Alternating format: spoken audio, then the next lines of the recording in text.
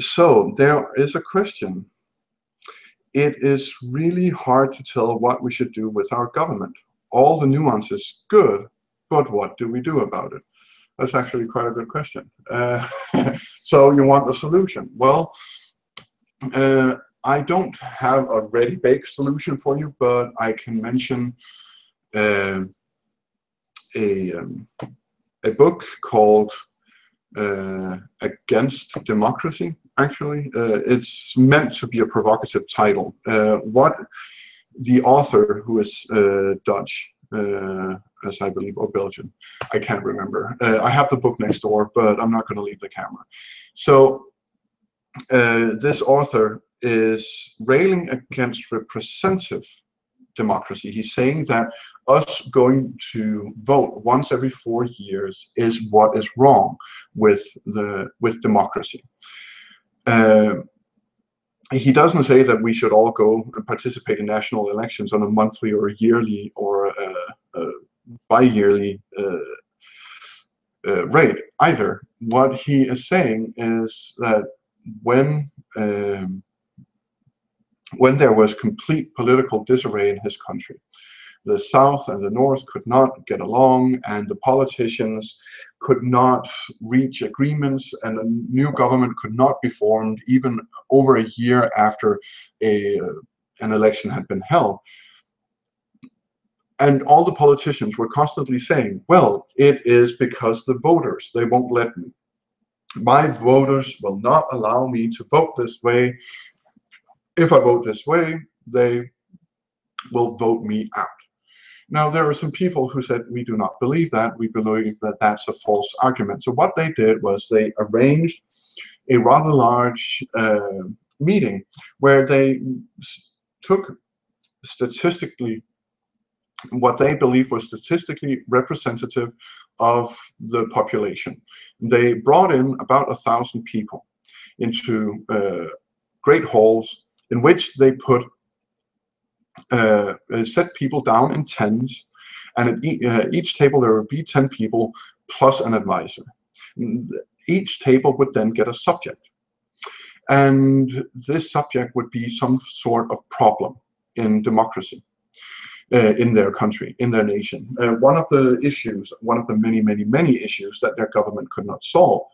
So, and then they had an expert on the issue that they could talk to. They could ask him questions so that they could be well informed, and they would then discuss amongst themselves, in which the expert could not interject. He could only ask questions if he was directly asked, and they then talked amongst themselves and came up with solutions.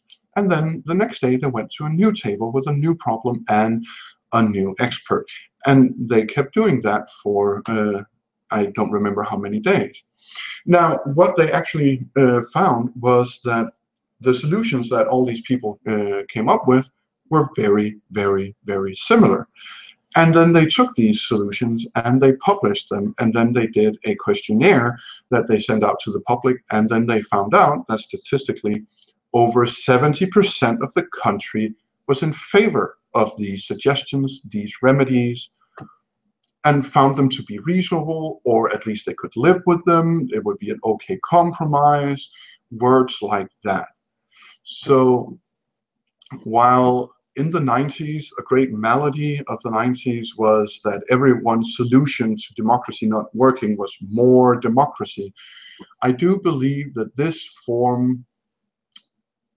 brings together the randomization of Athens' democracy, which they could have because they believed in the God's guiding hand. But it brings together that randomization where you don't get a concentration of power. So you have that randomization, and it brings into that democracy. So you take these people, you take a statistically representative portion of the people every 6 months or every year, and they are ferried to the place, they get experts, they talk about issues and problems, they come up with a solution, and then the solution is either put to a national vote, or is polling is done by the same people who do exit polling, the reputable ones of them anyway, or it is put in front of Parliament, a form of Parliament that would then be restricted to only govern within the guidelines set forth by the people, with the exception of exigent circumstances, war, famine, stuff like that. So that could be an alternative. Something that is close to it has been existing in some Latin American countries where budgets have been put to a vote locally. So different districts making up a county would meet, and this county would have X amount of money, which they would then discuss and debate over a weekend how to spend this money, and everyone would come with an argument for their case. So you would think that, oh, but then the rich would come and say, we want swimming pools, and the poor would come and say, we want not swimming pools, we want sewage system, and then there would be class warfare, and they would all hate each other and call each other names. And no, what actually happened was people from the poor neighborhoods would bring pictures of how bad they were off in those neighborhoods, and the more affluent neighborhoods would go, oh my God, yes, you guys should get that fixed. We will wait with our swim hole. We'll get that next go round. Okay, yeah, you. And that was what happened, because unlike what corporate media shows us, most people are not a-holes. Most people are quite decent and want other people to be decent off, well off, and have a decent life. So that was one idea as to how to at least what kind of system to set in place after. Now, the reason I say after is because what the question really was how do we change it? Well, I don't know. I simply don't know. Bernie Sanders is a step in the right direction. Getting representatives, staying awake and alert long enough to get representatives 16 years running that actually represent us, who does honest counseling, who does honest brokering on behalf of their districts. Maybe in that kind of environment, maybe there we can have an honest discussion about what is wrong with our current forms of democracy and how to solve that. But we have to get there first. And it, of course, requires a president that will play ball. Other than that, if you look at the strategies that the rich and powerful have been using, they have, while they're still funneling money to Washington, make no mistake, they have actually started funneling quite a bit more money to local elections, local governments, including all the way down to school board elections. So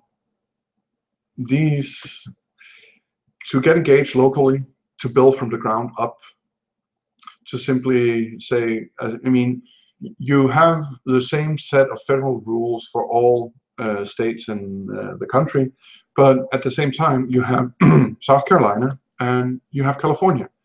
And there could be like the difference between those two states, how they're governed, which federal aid money they receive and they don't, how they're taxed, how their healthcare works or infrastructure works. They could not be more different.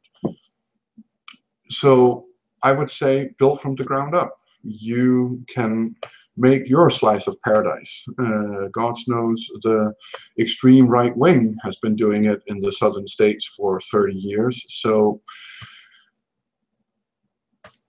I would say start working from the ground up. When you do it from the ground up, then when you get to the top, then the top doesn't have a choice.